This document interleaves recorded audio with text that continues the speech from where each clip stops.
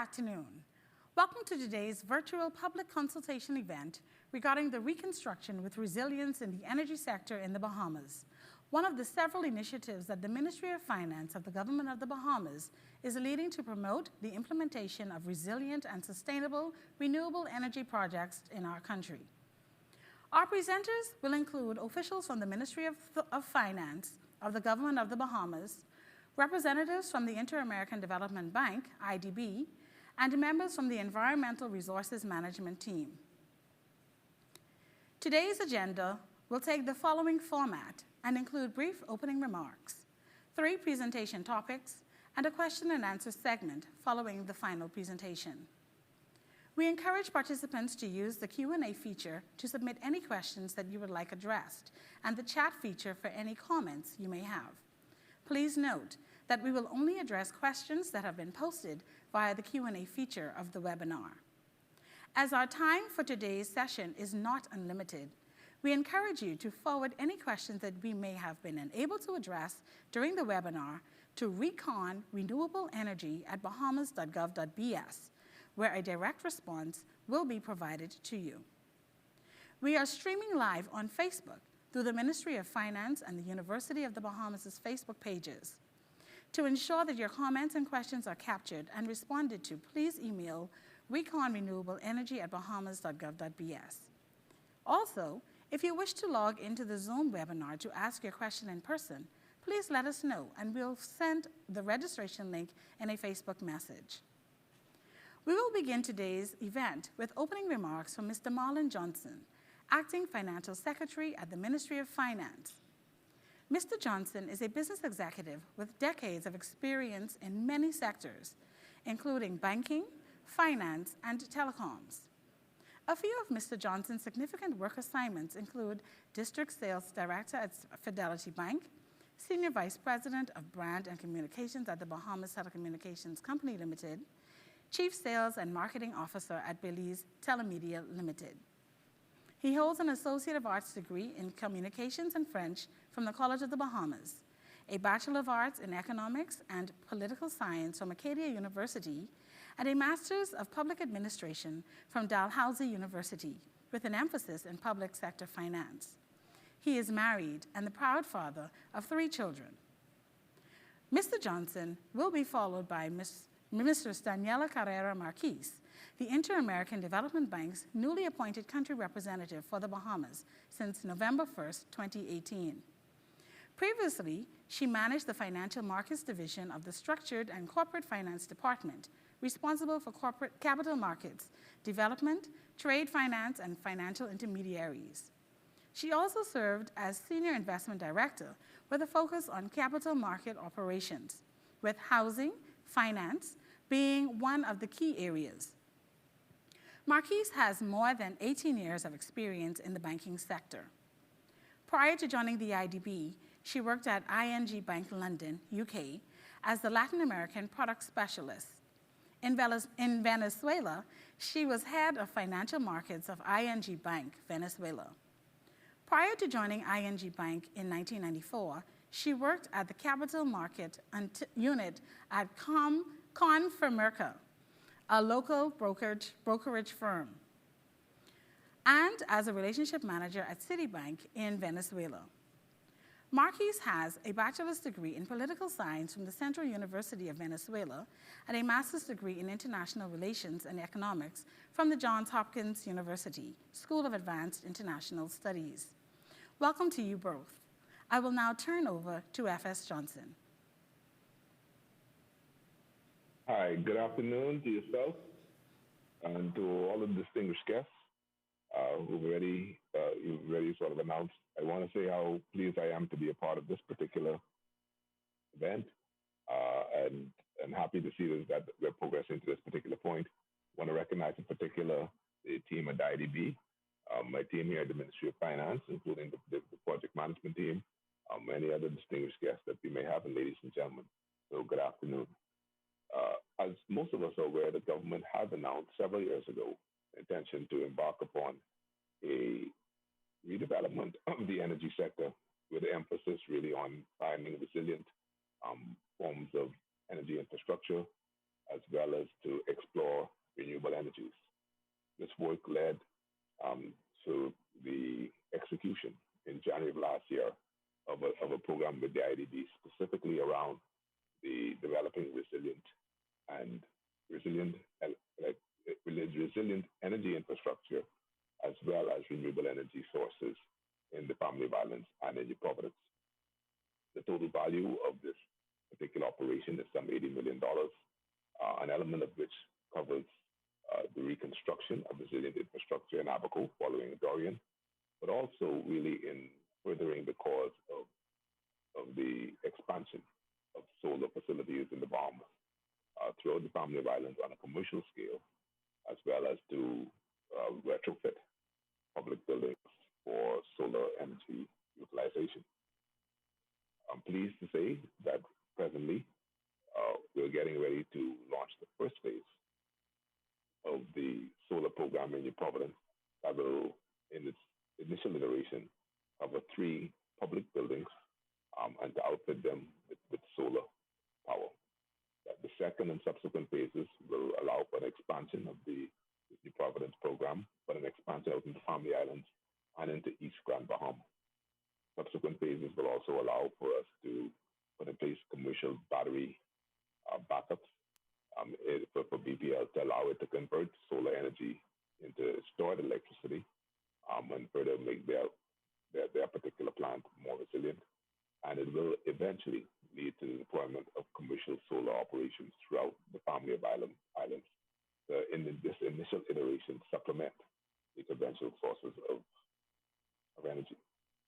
I want to also say a particular thank you to the European Union Caribbean Investment Facility, which is providing a grant that helps support the build-out, technical support, and the actual physical build-out of this resilient infrastructure in a way that reduces our costs. Finally, I want to extend my greetings on behalf of the Honorable James Kwesi Thompson, Minister of State for the Ministry of Finance, who sends his best regards and has indicated that he wants to reiterate the government's commitment to both the creation of resilient infrastructure as well as the expansion of renewable energy sources.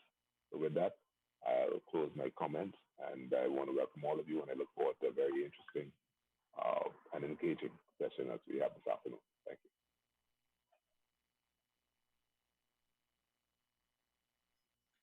Thank you. Good afternoon. Good afternoon, FS, and all the people that are participating in this public consultation for the European Union grant. As was said, well, my name is Daniela Carrera Marquis. I'm the country representative of the IDB in the Bahamas. And we are extremely happy to be here today at this stage of having the public consultation for the use of the EU SAFE grant funds of 8 million euros to supplement the financing of really important and key components and activities of the IDB financed program, Reconstruction with Resilience in the Energy Sector in the Bahamas, that was approved for $80 million. These grant funds will be used to support the very important goal of bringing reliable and renewable electricity in New Providence and in some of the family islands. Especially these funds will finance the works to be carried out for new renewable energy power capacity installed in Abaco via microgrids. And we will support the efforts of making electricity more reliable and resilient, especially after the devastation that came with Hurricane Dorian.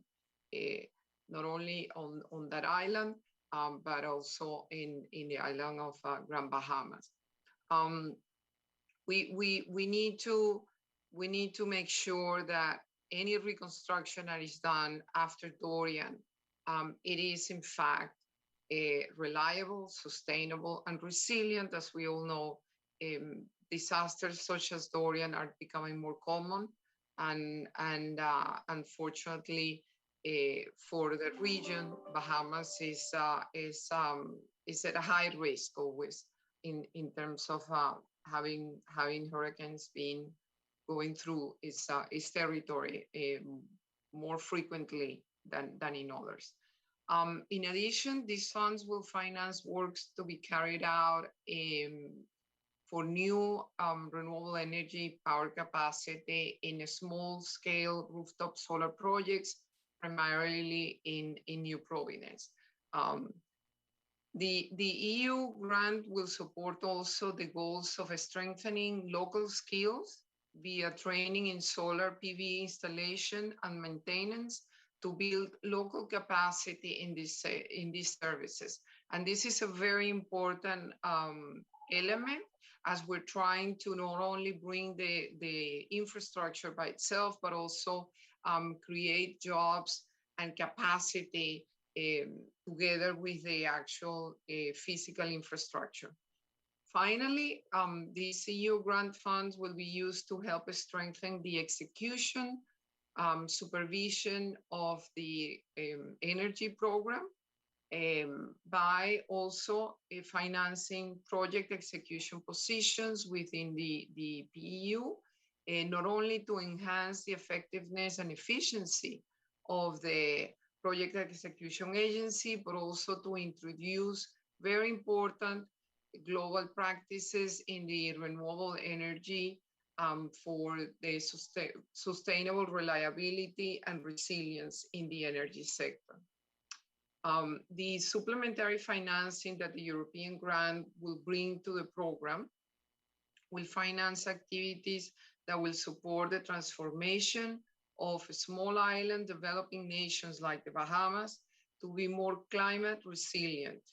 These grant funds will play a role in lessening the country's reliance in fossil fuels in the long run and in the climate change risk that they bring.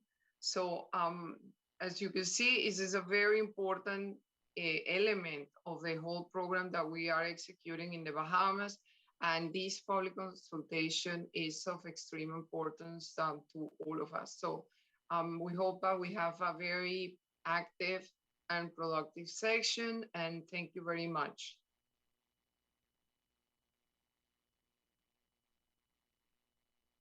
Thank you both. Without further delay, I will introduce our first speaker, Dr. Malaika Masson, Senior Regional Energy Specialist at the Inter-American Development Bank. With over 17 years of experience, Malaika currently manages the IDB energy portfolios for Jamaica and Bahamas and coordinates energy issues across the IDB's 6 Caribbean countries, focusing on integrated resource planning, resilient investments in renewable energy, and energy efficiency and alternative fuels for transport.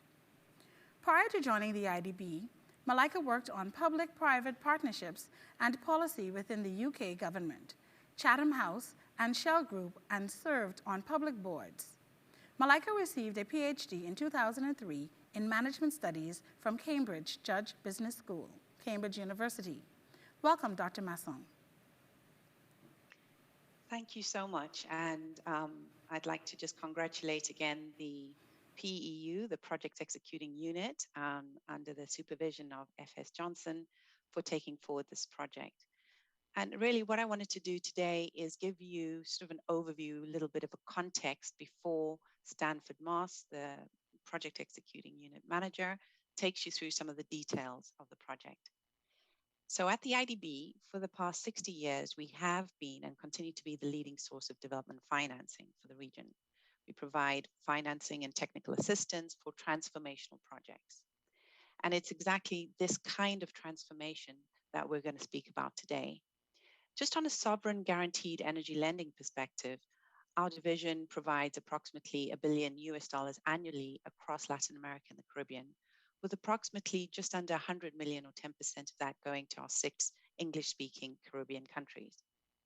Transformational operations such as this one are supported with technical assistance grants to strengthen the macro-enabling environment for the sector. We're talking about regulations, the legal framework, standards, resilience, and capacity building and training that Daniela had spoken about. really, we're talking also about closing the infrastructure gap, because the Caribbean needs investments of approximately 5% of GDP in order to keep ahead. And at the Caribbean department within the IDB, there's a Build Forward initiative, which is a multi-billion, multi-year program designed to help Caribbean countries make these technological leaps. It also includes a multi-donor facility that will catalyze investments in resilient infrastructure and provide nature and disaster risk-based solutions. And so what we want to do with this project is not only focus on some of the identified projects that you're going to hear about today, but also lay the foundations for crowding in the private sector for increasing renewable and resilient energy infrastructure in the Bahamas. Well, we know that, sorry, just on the wrong one. We know that in September 2019, Hurricane Dorian caused more than 50% of the energy infrastructure damages in the Bahamas, costing more than 200 million. And what we wanted to do is provide a more resilient approach to rebuilding that infrastructure in a phased strategy way.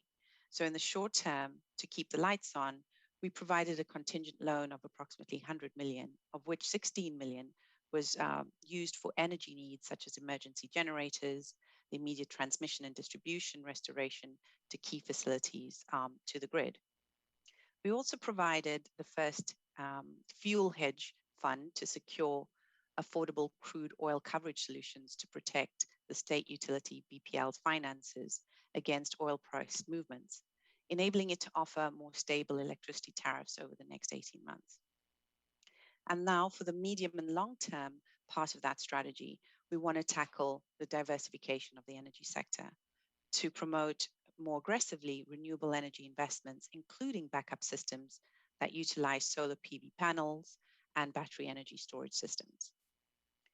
With the support of the Ministry of Finance, we approved a conditional credit line for investment projects of approximately 170 million that will help build back better across the Bahamas. And that involves sort of mass deployment of utility scale and distributed solar generation, including hardening the T&D, the transmission and distribution networks, and deploying microgrids such as the one you're going to hear about today. But since resilience is more than investments, we are also financing training and apprenticeships to support the ecosystem on renewable energy, particularly defining roles for women and vulnerable communities in the rebuilding and diversification efforts. And I believe Stan will take you through those details. Importantly, in order to bring down the overall cost of financing for this entire program, the European Union Investment Facility that you've just heard about, or the EU CIF for short, is providing $9 million in blended finance. And this is grant funding to support that resilient energy infrastructure that's so badly needed in Abaco. So in terms of the objective of today's consultation, what we want to do is present this EU CIF project, its components, scope, benefits, and impacts to Bahamians, so you are fully aware of what is expected of this project. We also want to allow the executing agency within the Ministry of Finance to collect feedback, comments, and observations so that we can consider them during the planning and implementation of this operation. We see it essential that Bahamian communities are informed about what we wish to achieve with the operation and what the plans are for each component. So this is what the consultation is really about today.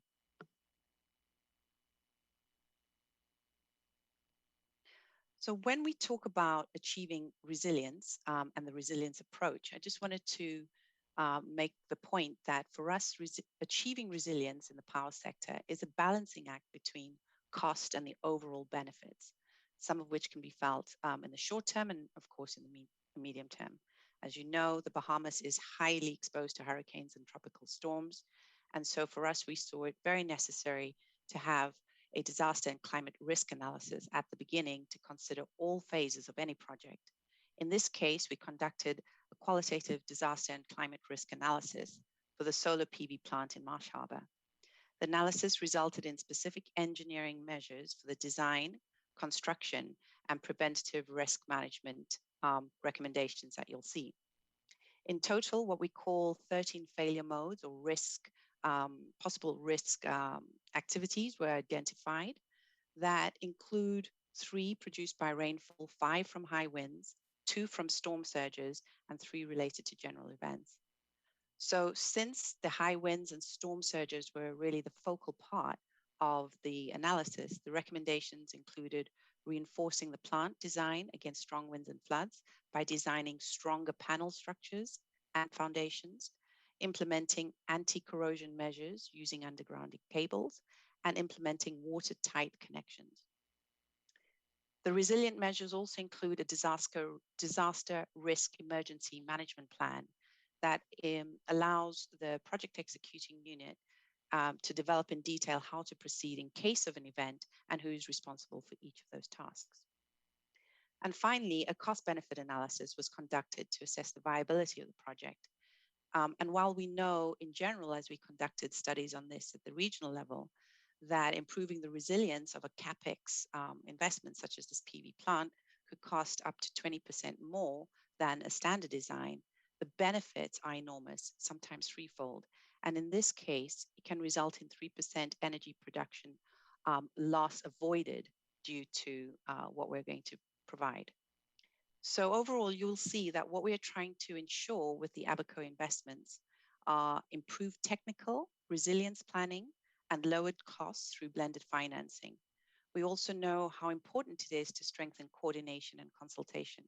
And so I'm happy that we're proceeding with this consultation today. So over to you, Stan Moss.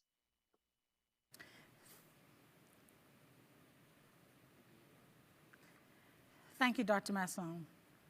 Next up, we will hear from Mr. Stanford Moss, Program Coordinator of the Reconstruction with Resilience in the Energy Sector in the Bahamas, RRESB program. With over 15 years of combined experience in IDB and private sector infrastructure projects, Stanford heads the Program Execution Unit, which falls under the Ministry of Finance and is responsible for supporting the strategic, organizational, financial, and technical direction of the RRESB program. Stanford holds a Master of Science in Project Management, specializing in oil, gas, and energy from the University of Liverpool, and is currently pursuing a doctorate in business administration at the University of Liverpool with an emphasis in sustainable development. Welcome, Mr. Moss. A pleasant good evening to the FS Johnson, to Ms. Daniela Carrera, and also to Malaika. Thank you very much for your warm introductions, and certainly to our colleagues and to the public at large who is joining us via this live project initiative. To give you an idea of the functioning of the project execution unit, I will give you an overview of the program and also share with you the, I'm having some, okay, thank you very much, that's much better. Just bear with me a second, I'm gonna go back to be skipping a few slides. Okay. How we are organized to execute the program. The Ministry of Finance, of course, is the executing agency under which the project executing unit functions. And of course, I'm the program coordinator, and we are staffed with a financial specialist, a procurement specialist. Also, we have a monitor and evaluation specialist, along with the environmental and social specialist, an electrical engineer. As a matter of fact, it is a very highly technical program. And so you would see here that we have an energy electrical engineer, a microgrid electrical engineer as well. And to develop further the component number 3, we will be procuring legal and regulatory specialists, and of course, getting are word out, we will further procure a communication specialist.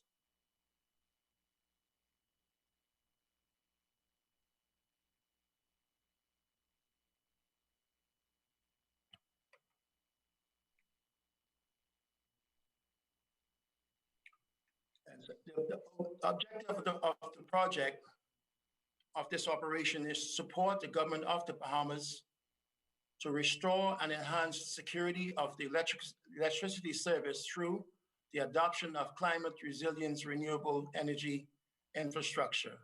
And as Ms. Masson has already alluded to, the government of the Bahamas is prioritizing a build forward with resilience initiative, of which the energy program, the Reconstruction with Resilience, and the energy sector program, and the EU SIF Caribbean Investment Facility Fund will finance both operations. The specific objectives are promote the adoption of resilient solar photovoltaic PV technologies. And the FS would have alluded to that. We are well on the way to signing a contract within another maybe 20 days or so with a vendor that we have selected through the IDB procurement process. Transparent and accountability, of course, is the key words there. And we will seek to turn over those sites to the preferred vendors, and you will begin seeing solar photovoltaic PV technologies installed we have 3 buildings: the PMH, Princess Margaret Hospital. The other one is Doris Johnson Senior High School, and the C.V. Battle High School. And that is phase 1. And so we have a phase 2 that we have already begun to prepare the bidding documents for that. And that will follow for later September, perhaps in the third quarter of 2021. The scope of the grant, scope of this grant complements the scope of the BHL 1048 loan. That's the Reconstruction with Resilience in the Energy Sector in the Bahamas, microgrids, rooftop projects that we are currently initiating.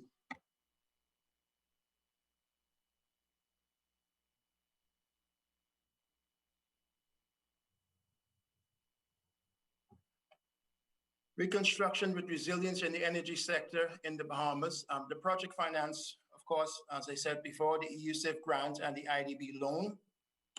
And what you see here represented, of course, is the island of Grand Bahama, and you would see the island of Abaco as well. And, you know, it is perhaps the catalyst for this particular initiative, and the perspective that was the focus that was reached between the Ministry of Finance and the Inter-American Development Bank was to, of course, mitigate against the future climate change that we, of course, we saw the impact of Dorian as it crossed the island of Abaco and Grand Bahama in 2019. And so you would see here in red, that's part of the transmission and distribution system that was severely damaged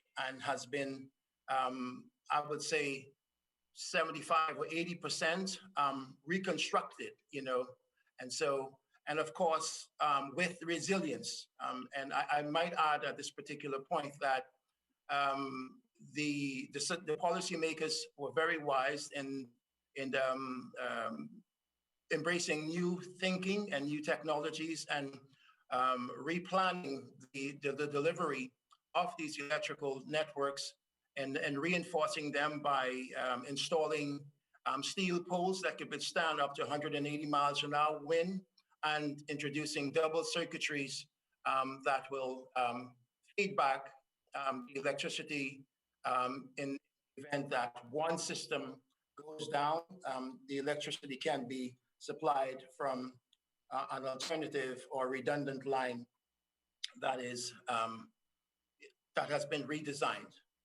And just to give you a brief summary of the program cost, component one, reliable and renewable electricity in New Providence and the Family Island. You see here about 7.5 euros, or approximately 8.25 million US equivalent dollars, is earmarked for component one. And then component two, which supports the strengthening of skills for the development of the new installed renewable energy, as Ms.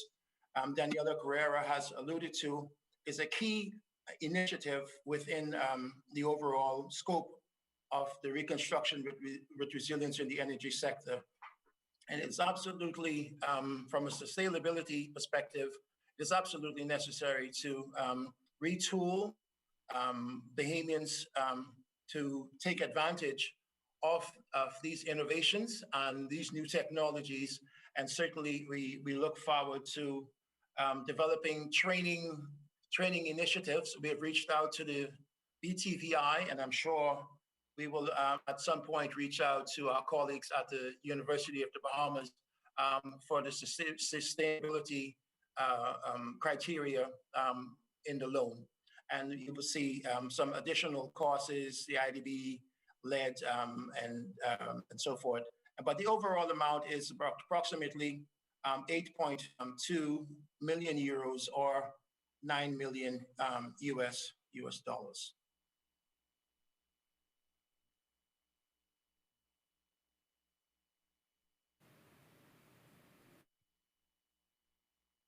Component one, reliable and renewable electricity in the New Providence and the Family Island, deployment of decentralized solar panels, rooftop systems, and innovative microgrids with battery storage capacity, together with grid modernization technologies to improve the reliability and resiliency of the power network in the islands. And you see, as it relates to microgrids, the installation of solar PV plants of around 2.25 megawatt are being considered for the Marsh Harbor Health Center and the government complex in central Abico. Installation of a solar PV plant of approximately 0.25 megawatt for the Cooperstown Medical Clinic located in Northern Abico, and I think there's a battery storage capacity of about 2 megawatts. And just let me say here to emphasize this is significant because the concept behind the mixed hybrid system, we have solar and battery, is that in the event of a hurricane, or let me say extreme weather conditions, then these systems are designed to hold battery storage for about 24 hours. And so within 24 hours, in most instances, there will be some retrieve from the initial impact of the storm, and electricity will still be available, and there will be certainly to manage emergencies, because there will be emergencies in the aftermath of these extreme events.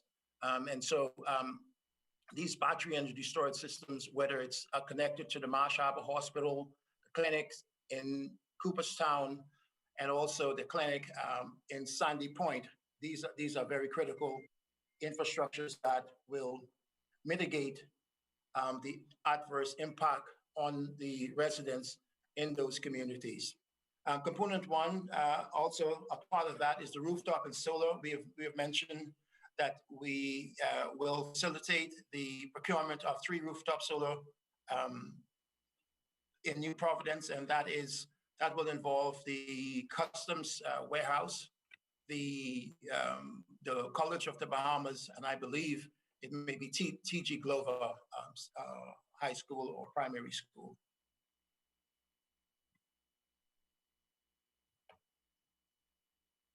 Yes, and as you see here in this video, in this view, we have already visited the sites, the proposed location for the installation of that 2.25 megawatt solar PV microgrid system and combination microgrid and battery storage system for this particular area in the Marsh Harbor, Abaco, Central Abaco area.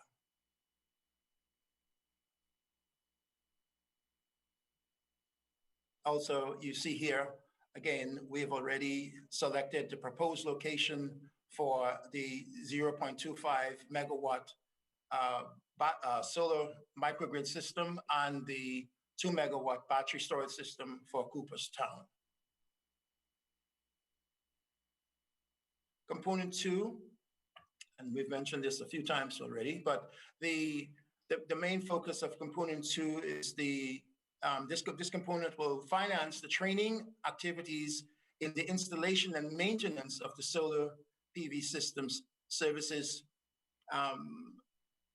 Pardon me here, the screen is blurring just a little bit. In supply chain and solutions within the solar industry to foster local participation in these services with an emphasis on service provided by women and vulnerable communities such as persons with disabilities and local contractors. Funding for the EUSIF will train around 30 people, of which 50% will be women.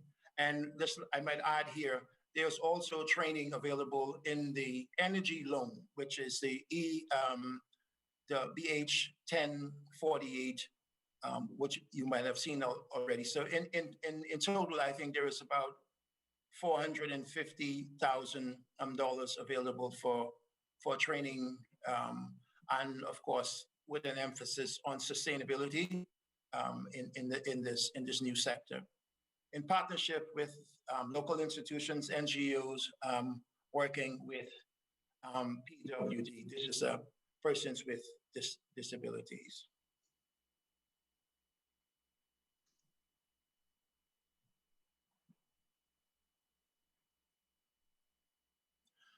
And now, thank you very much for your attention, and we will turn you over to ERM. Thank you, Mr. Moss. Our final presentation will come from ERM, the environmental and social consulting firm supporting the project. ERM is a leading global provider of environmental, health, safety, risk, social consulting services, and sustainability-related services. The firm works globally with public and private organizations, delivering innovative solutions and helping them to understand and manage their sustainability challenges. For the purpose of this operation, ERM has worked with the project team to implement specific environmental and social standards following best international practices within the industry. During today's session, the firm will provide a summary of the environmental and social study undertaken for one of the key projects of the operation, together with an overview of the proposed environmental and social management plans. Welcome, team.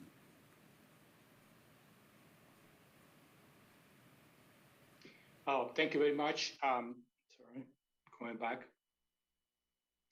Thank you very much. My name is Herbert Perella, and I'm from ERM, as I mentioned. Me and my colleague, Sonia Cuesta, we're gonna talk about the environmental impact assessment that we conducted for component 1 and microgrid solar power in Abaco, near the complex between the hospital and the building complex.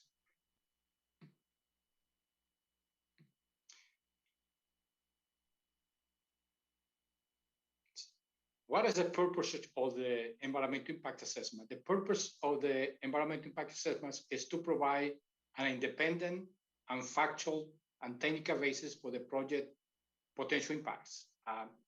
The ESA, the Environmental Impact Assessment, considers impacts on social, physical, and biological resources and receptors with potential to be affected. These receptors include things such as likelihood, community, workers, service, air quality, water, fauna, and flora.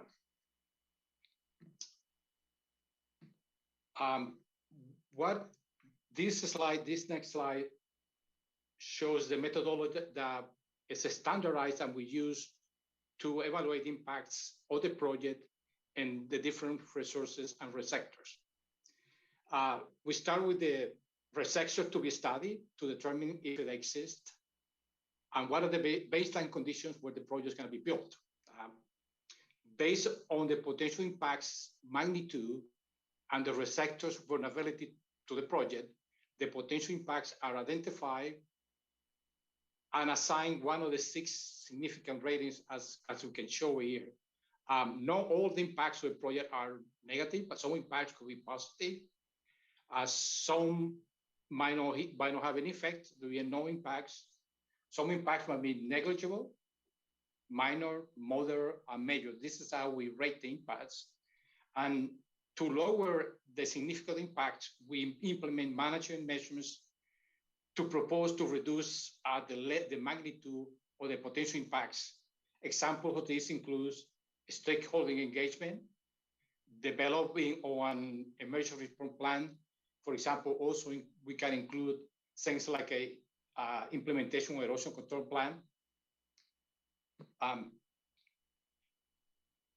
In this next exercise, it shows the EIS process. The environmental impact assessment is not something static in time, but it's a process that takes time. If the project is a small project, might be 2 months. If the project is really complex and large, might last 1 or 2 years. So we start with the scoping of the project. The scoping predict the likely interaction between the project and the environment. The second step is the assessment of the impacts. And this usually includes executing studies that we need to find more information, like a vegetation, wildlife studies, and we prepare what we call a draft environmental impact assessment. The next step in the process is the review of the environmental impact assessment, and that's where we are right now. We are providing. We had this meeting to get questions and comments from the public, from the stakeholders, to go back in the process and change and make the changes necessary to keep going to get the final environmental impact assessment. Throughout the process, we engage the stakeholders. We solicit their comments, feedback for the project, and during the different EIS stages. Now, this slide shows summarizes the environmental impact assessment outcome and what are the next steps. The operation is not expected to generate any significant adverse impacts to the environment or the social environment. Potential adverse environmental social impacts can be managed through typical management and monitoring practices. Additional surveys, appraisals, and management plans will be prepared during the future stages of the development of the operation in accordance to requirements of local legislation and good international practices. Now, what I'm going to talk to now is to go in detail and summarize what are the different impacts to the different resources. I'm going to cover the environmental and physical resources, and my colleague Sonia Cuesta is going to cover the socio-economic impacts. Now, one with regard to the wildlife, Abaco Islands support wetlands, mangroves, and coastal shore and stands and dunes communities. Sorry, this when.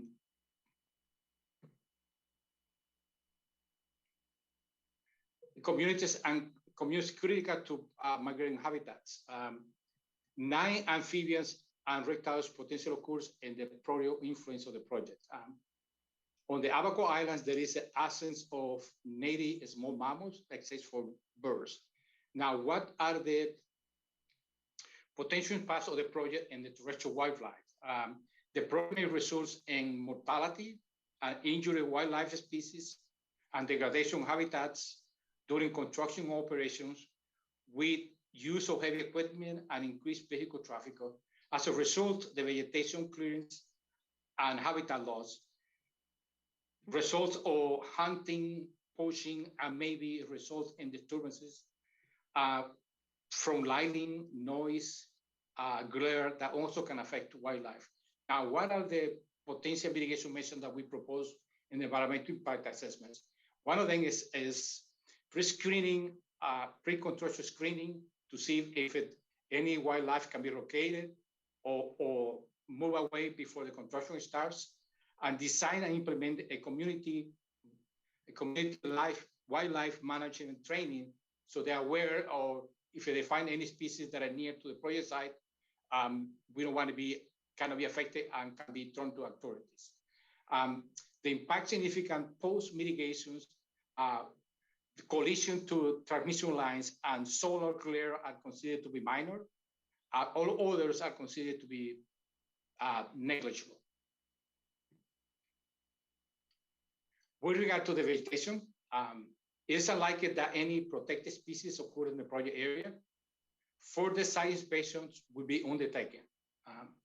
Invasive species of concerns in Abaco Islands includes several species like Australian paper bark, the Australian pine, Hawaiian seagrass, the Brazilian pepper, and there are several species of aggressive grasses like a nippy grass. Now, one of the project's impacts in vegetation, the project may result in impacts resulted from traffic and site preparation activities, disturbance of vegetation, vegetation clearance, and equipment from foreign countries that could be brought to the country might bring some invasive species that we need to be concerned of.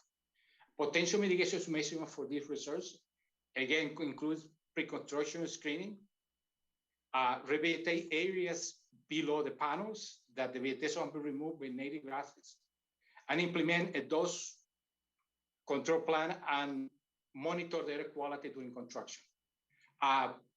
Impact significant post-mitigation is considered to be negligible. Protected areas, existing condition, 22 protected areas occurs in the Abaco Islands with different measures of protection and management types. These include 10 marine and 12 terrestrial protected areas. The closest areas to the protection to the project include the Marsh Harbor Forest Reserve, which is sited approximately 3 kilometers south of the project, and the Marsh Abaco National Park, which is siting about 3.5 kilometers south of the project site. The impact of the project included activities during construction could be results in the temporary degradation of the quality of the habitat with the nearby Marsh Harbor National Park. Mitigations that we propose includes ensured areas are appropriately demarcated, ban hunting or harassment of wildlife, and minimize the amount of artificial light that is used during construction. The impact significant post-mitigation are also considered to be, for this resource, considered to be negligible. Air quality, with regard to air quality data in Abaco is limited. Ambient quality in most Bahamas is relatively good due to strong winds, a small industrial base, and low population density. Major pollutants include in Abaco transportation and fossil fuels used during transportation. Impacts to air quality including increase or emission due to construction activities. Proposed mitigation measures include damping whole rows or access rows if they are dry to reduce dust, restrict removal of vegetation cover. Land clearance will be sequentially that smaller possible. Stripping topsoil will not be conducted before it's required. Again, post-mitigation measurements make this impact rating to be negligible.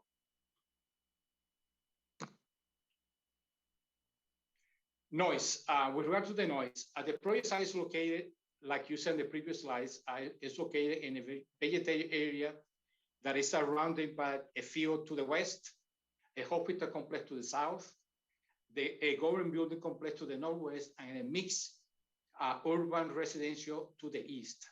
In general, the existing sources of noise of the project are associated with mixed-use urban land use, residential and institutional, with low to moderate volume or local traffic. The project impacts during construction are related to the nearby noise increases to receptors. Potential mitigation measures that we recommend include the equipment that is in good conditions, minimize material drop from high elevations. Let me check, let's see here.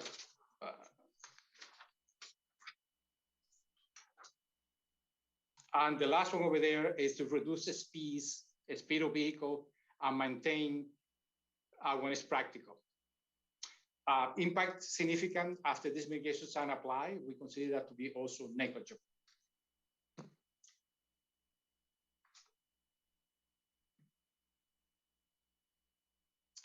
Water resources. The hydrolysis setting of the Bahamas, including Abaco, differs for the use of the continental settings in two main ways.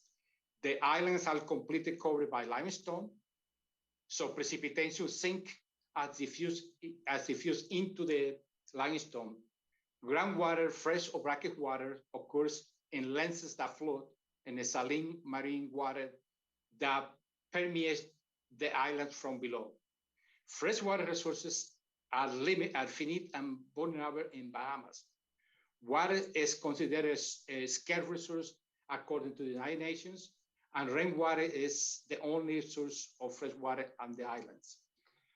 What are the impacts of the project and the water resources? Project activities may cause water resources contamination. Also, there might be competition between water used for the project and water used by other users. Potential mitigation measurements include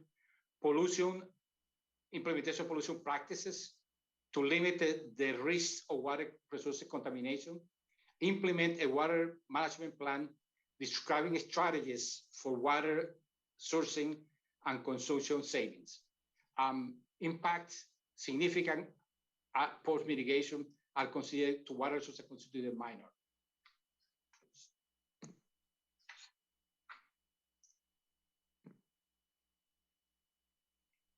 Waste management.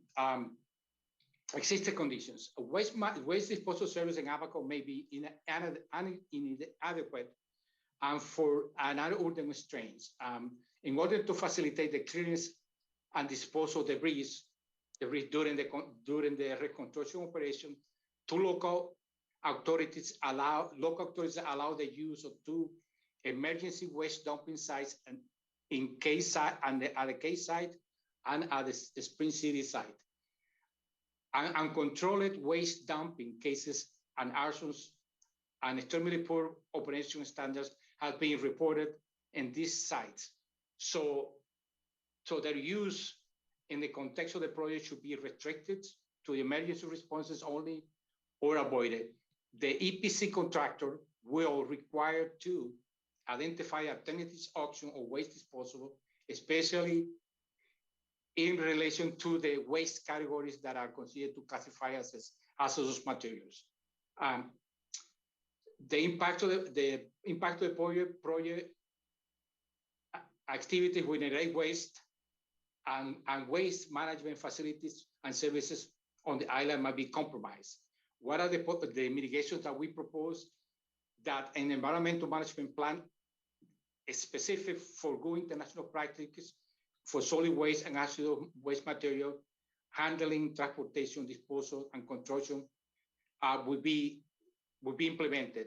Furthermore, an environmental social management plan requires segregation of contaminated materials and verification that the final disposal point is authorized and appropriate disposal of the hazardous materials. A more specific waste management plan will be developed by the APC before the construction starts.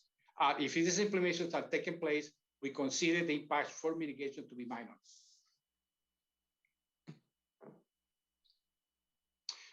With regard to soils, topography, landscape topography and soils, the existing conditions, the Abacos are a large complex group of islands with include considered numbers of keys along the eastern shore, a feature that makes it different from the other Atlantic counterparts.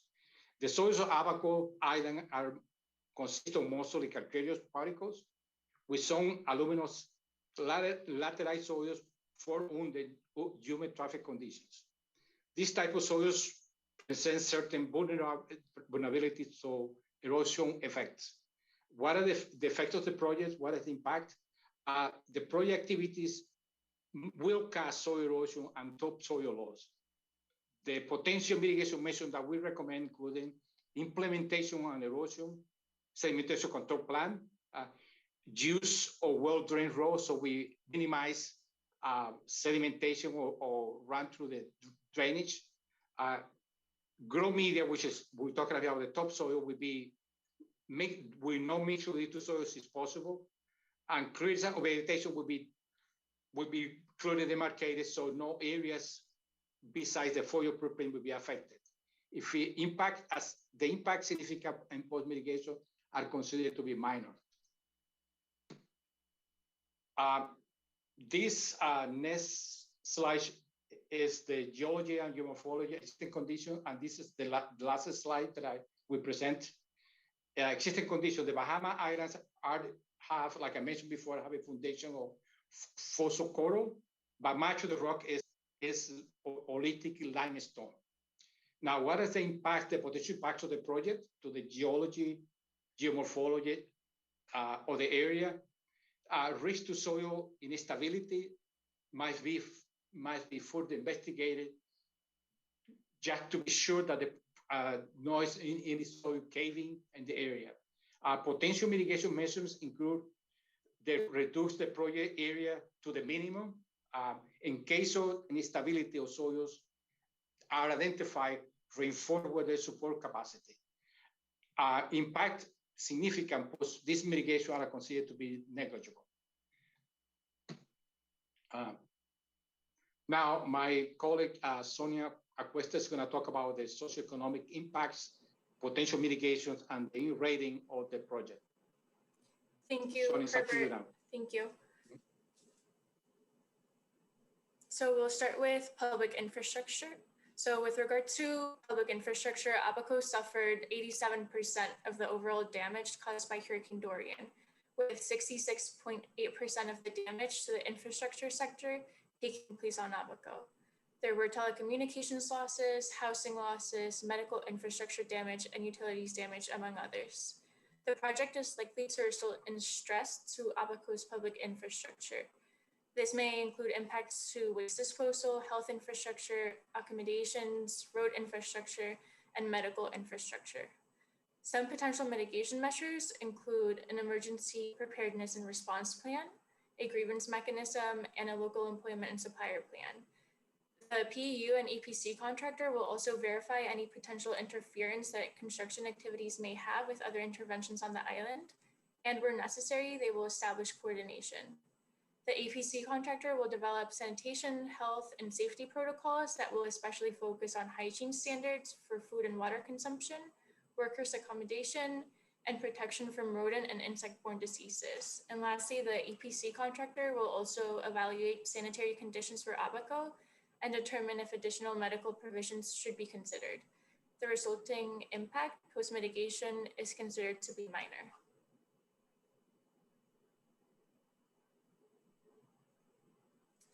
With regards to transportation, roads, airports, and port facilities in Abaco suffered serious damages as a result of Hurricane Dorian. The movement of project equipment and materials will result in interactions between project traffic and non-project traffic, as well as the potential for travel delays and reduced public access. This may impact road infrastructure, marine port capacity, road delays, and road safety. The proposed mitigation measures for transportation include a transportation management plan, an emergency preparedness and response plan, and a journey management plan for truck deliveries. And as I stated, for public infrastructure, the PEU and the EPC contractor will also work to verify any potential interference that construction activities may have with other interventions on the island. And where necessary, they will establish coordination. So the resulting post-mitigation impacts are considered to be moderate for road safety during construction, minor for road infrastructure and road delays during construction, and negligible for road infrastructure and road delays during the operations, and for marine port capacity during all phases.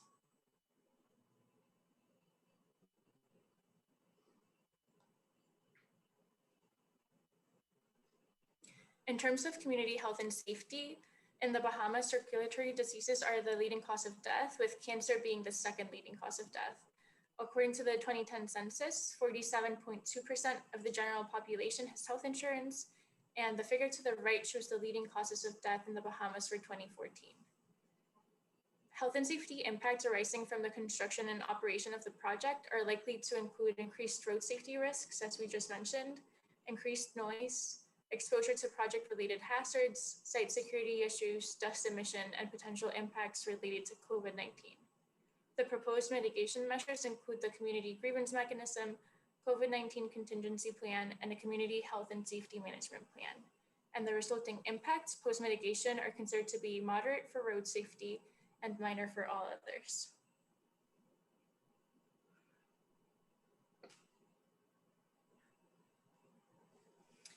With regard to gender, as of 2018 in the judiciary, women held 68% of the positions of justices, registrars, and magistrates.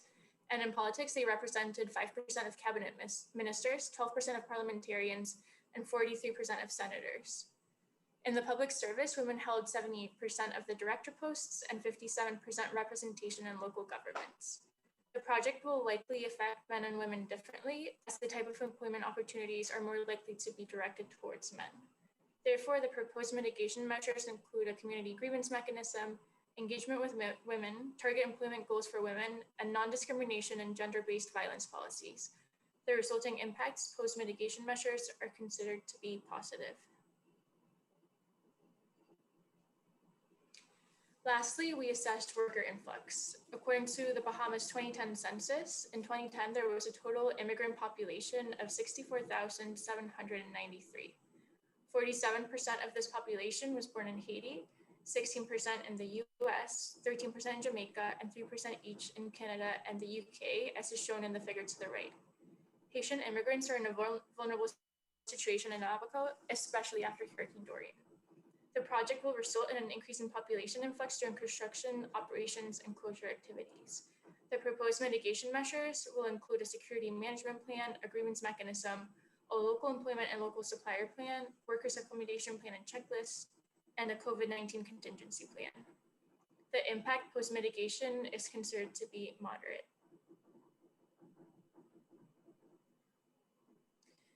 The environmental and social assessment also includes management plans.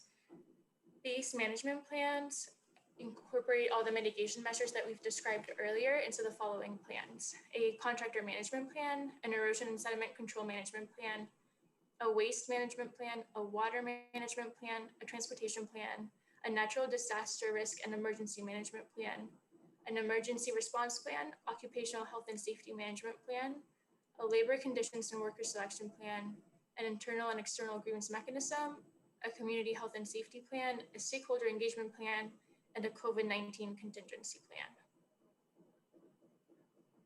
Next, we will share some details regarding the project's grievance mechanisms. The project will have both community and internal workers' grievance mechanisms, which will provide a framework through which to ask questions, raise suggestions, or file complaints. Protection from retaliation and confidentiality are guaranteed. The Ministry of Finance will ensure that the mechanisms are understandable and reliable, culturally appropriate and accessible, free of charge, anonymous, proportional, rights compatible, inclusive and non-discriminatory, and transparent.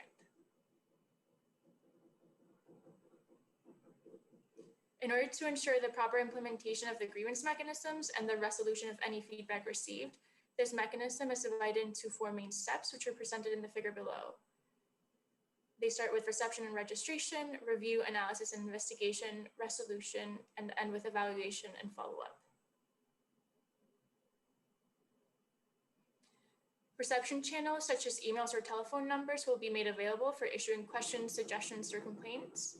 There will also be a workers' grievances mailbox placed within the project's facilities, and its precise location will be shared with workers during their hiring process. A community's grievance mailbox will also be available, and its precise location will be shared with the community during future public consultation and disclosure of information events. So that marks the end of our presentation. Thank you very much. I think we'll now open up the floor for questions. Thank you again, ERM team. Now that the presenters have set the stage, let us open the floor for questions and discussions. We have a question coming in from Ronnie Stevenson, wanting to confirm the size of the PV system, which is earmarked for the University of the Bahamas. He wanted to confirm the size of the PV system that is earmarked for the University of the Bahamas. Thanks, Cheryl. We have approximately 291 kilowatts for that. I'm very happy to be working with the University of the Bahamas and taking this rooftop solar project forward, including with the possibility of adding, as Stan had mentioned, curriculum and training activities in the future. So, thank you, Cheryl. All right, thank you very much. We have some questions coming in from Wilford Smith, and I believe that we'll direct these to the Financial Secretary. The Bahamas is a member of an organization called SIDSTOC, one of the Caribbean's premier technical organizations with access to hundreds of experts on the energy sector, electrical, mechanical, and environmental engineers from the Caribbean and the world. Is the Ministry of Finance aware of this operation? No, not specifically. I'm not specifically aware of it. My team members may be, but I'm not specifically aware of the organization.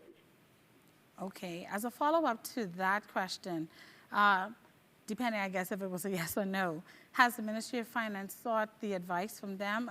Was the follow-up to that? And, of course, that would have already been responded to. Well, what I say is that the Bahamas, fortunately, we're a member country of the Inter-American Development Bank that we're doing the transaction with. And so we're not just a borrower from the bank, we're a member. And the facilities of the bank and the entire program allows us to tap into a global network of experts. That's built into the facility there. So what this program has allowed us to do, as manifested in the meeting today, is allows us to tap into experts from throughout the region and all over the world to enable us to ensure that we get optimal advice. And since we would have started this program as we're doing now, we have opened up, certainly, and we have gotten substantial feedback from persons within the country, within the region, who wanted to provide us advice and provide some perspective on the whole matter. So part of what you see in the program is a representative of the feedback, the input that we've gotten from local experts and from regional experts as well. So I just want persons to get an understanding that this is not just the Ministry of Finance or the specific IDB undertaking. This represents substantial input from a whole network of global experts. Okay, thank you very much, Acting FS. Malaika, would you like to lead us in a few of the questions that have already come in And I noticed in the chat we've been able to provide some responses there directly. If you would want to share just with the wider audience between yourself and Stan, I know that we have been addressing and responding while the webinar was in progress. Sure, thanks, Cheryl. So the first question coming in that we answered from Wayne Williams, I think is asking about the size of the audience on this webinar. And we answered that saying, so far we've counted 67 participants. And just to let you know that the recording of the event will be posted on the Ministry of Finance Facebook page. So for those who are not able to attend, and so that we can have a wider reach. But we will also be willing to share the PowerPoint, and I think Cheryl will be able to facilitate that also on the page of the Ministry of Finance. Over to you, Stan, for the next question.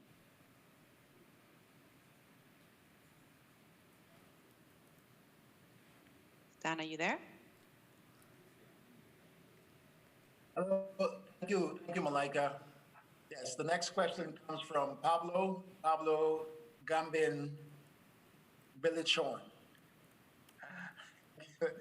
With that last name pronunciation. The question asks, is the resilient analysis for the Marsh Harbor microgrid publicly available? If yes, could you please share the link with us? Well, I would like to say to, I think Alessandro Sidori has given a response there. Pablo, thanks for your interest. The resilience analysis will be made available in the following webpage by the next 2 weeks. Thanks. Okay, thank you. Another question coming in from Mr. Smith, directed to the Financial Secretary. We have positive solutions, answers, and funding to the questions being asked and questions that will be raised by others. Would the Ministry of Finance provide the name and government agency that can make a final decision? I'm not sure which final decision he is referring to. The program is as is, and the funding and financing mechanisms have been established. It's being substantially financed through operation with the Inter-American Development Bank. However, certainly, we'll have the team leave the contact if he wants to provide input into the program or whatever proposals he would want to put forward. Certainly, as always, we will accept them. We'll take a look at them and see if and how they fit into the overall program. Thank you very much, FS. And just as a reminder, for persons wishing to send in their comments, suggestions, or even with those of us that still have questions around this public consultation event, you can provide us with an email at reconrenewableenergy@bahamas.gov.bs. That's reconrenewableenergy@bahamas.gov.bs, or call us directly at 604-1032. Malika, I'll turn again over to you for another question that has come in through our Q&A chat. Sure, thank you. Actually, I'm going to take one from the chats that have just come in, and then I'll go back to the ones we've just answered. So, question from Jose Chiavi asking when this program will be launched. The program has actually been launched already. Remember, we're talking about the reconstruction with resilience in the energy sector in the Bahamas. It has been launched already. It's in execution. And this particular consultation for the EU CIF grant is part, if you like, of that program. And this one will be launched as soon as we approve it at the IDB board. We're hoping to do that at the end of May. Then we have a period of eligibility where we meet certain conditions together with the Ministry of Finance and the project executing unit. And so we're hoping shortly thereafter to start launching and putting bids on the market for you to get involved with the microgrids and the rooftop solar. And a similar question, well, actually a question related to the studies of the projects and whether they'll be publicly available has been asked by Jonathan Hudson. For sure, the studies related to this consultation project for the EU SIF grant will be available on the IDB website. I believe Alessandro has answered where that website is located. I'll spell it out again, www.iadb.org/en/project and /BH-G0003. That is the BH-G003 is the project number, if you like, for this operation.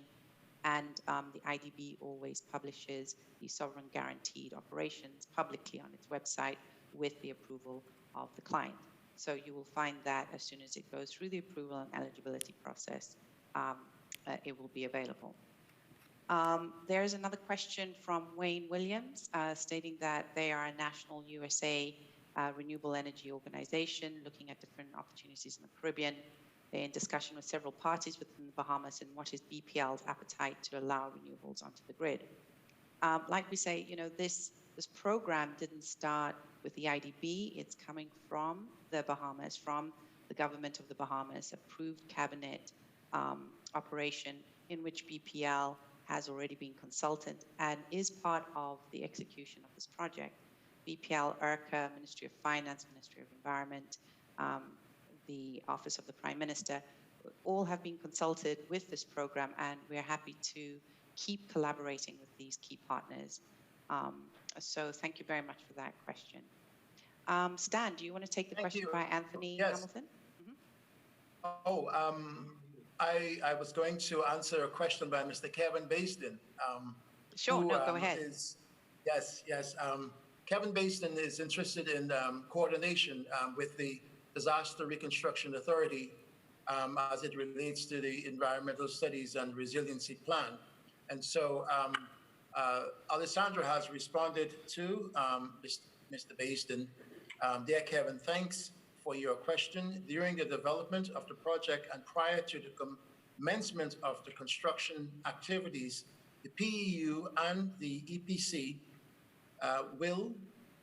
EPC contractor will make all the due arrangements with all authorities, including DRA, to account for other interventions occurring in the island affecting, for example, the transportation and accessibility to the site, access to service, and utilities where necessary, establish the appropriate coordination. And if I might add to that, Mr. Basden, this is a integrated effort.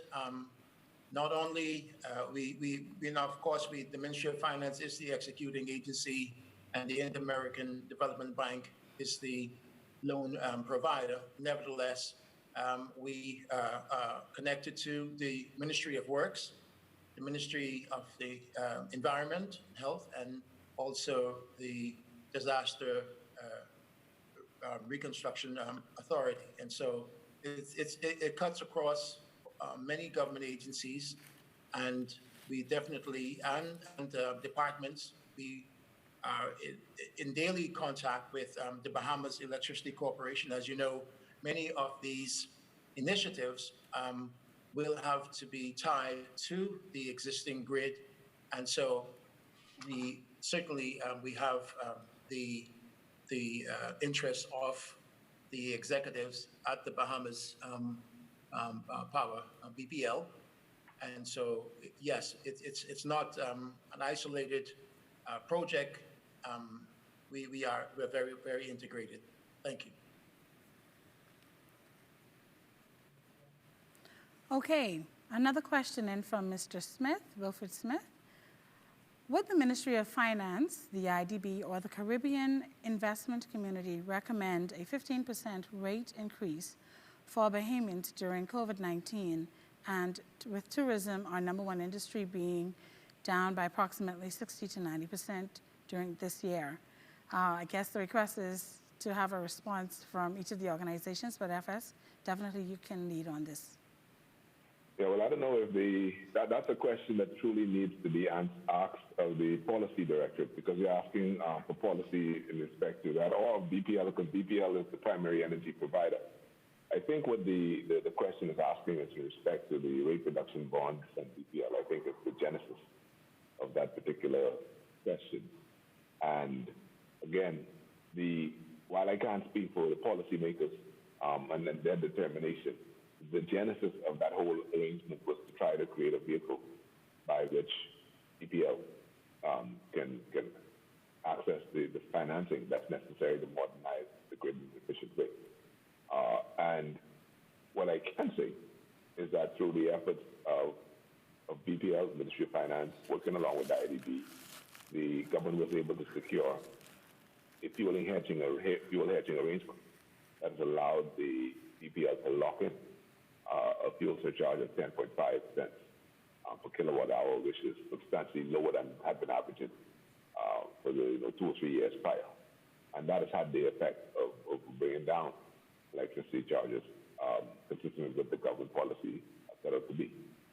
If BPL does, again, go out and complete the transaction and put in place the rate reduction surcharge, from what we see in the Ministry of Finance, it will still end up in real terms being lower than what was in place prior to the initiation of the hedge. So even implementing that, we still would end up having electricity charges generated by BPL that's lower.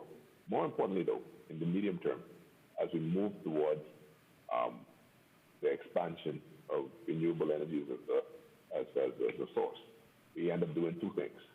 One, we will, over the medium term, lower the cost of the provision of energy, and we'll also lower the amount of money that needs to leave the country in terms of foreign reserves to pay for imported fuel, because we'll be generating the electricity locally. So again, it's very consistent with what we want to do, both in terms of expanding the utilization of renewable energy, in terms of bringing down the cost, and in terms of preserving very precious foreign currency reserves. Okay, thank you very much, FS. While we have you right here with us, we have another one for you. Should the government of the Bahamas wish to create a resilient energy sector for the entire Bahamas? This is also coming in from Mr. Wilfred Smith. I guess the question here is, which of these three options would it perhaps most likely choose? One, to increase the national debt; two, borrow money from the IDB; or three, approve private sector investor applications to create a resilient energy sector for the entire Bahamas. Debt-free? So again, that's a policy question. But what I can say is, in the government consideration, I want the person and who are listening and to understand this. The IDB, we are shareholders of the IDB. The country is a shareholder of the IDB. So the long and short, we have over the years invested capital in an entity. And what the IDB does two things.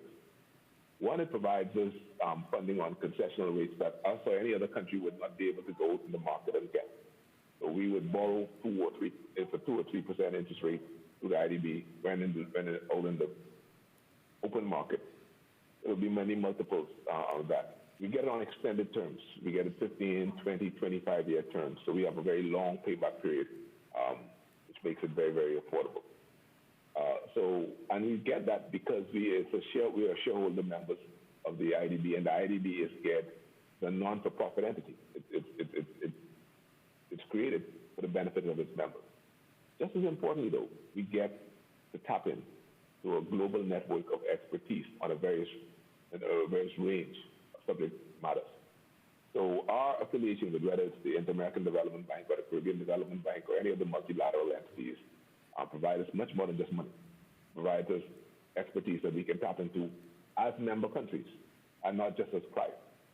So, and so I just want to make sure the persons understand the context of why we are proud of being shareholders, members, and partners with the IDB.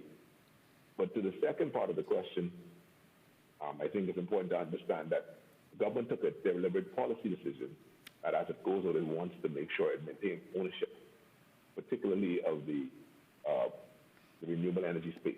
So whatever, as this is being articulated, it is with a view that over time, the majority of the ownership of renewable assets will be in the hands of the sovereign, or will be in the hands of ordinary shareholder Bahamians as it matures.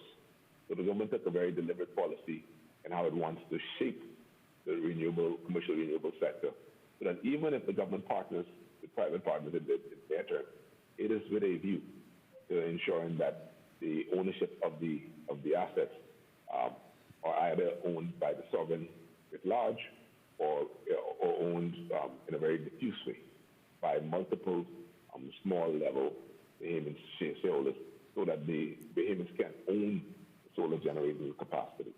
So I think those are what the questions were sort of leaning towards getting that, and I just wanted to provide that context on how what the government has articulated in their policy. All right, thank you so much, F.S. Johnson, for that very comprehensive response.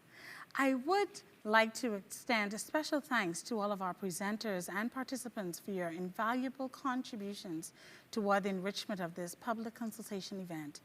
Unfortunately, we must wind down as we are out of time. The Ministry of Finance thanks our partners at the Inter-American Development Bank, EUSIF, ERM, the Program Execution Unit, and the University of the Bahamas.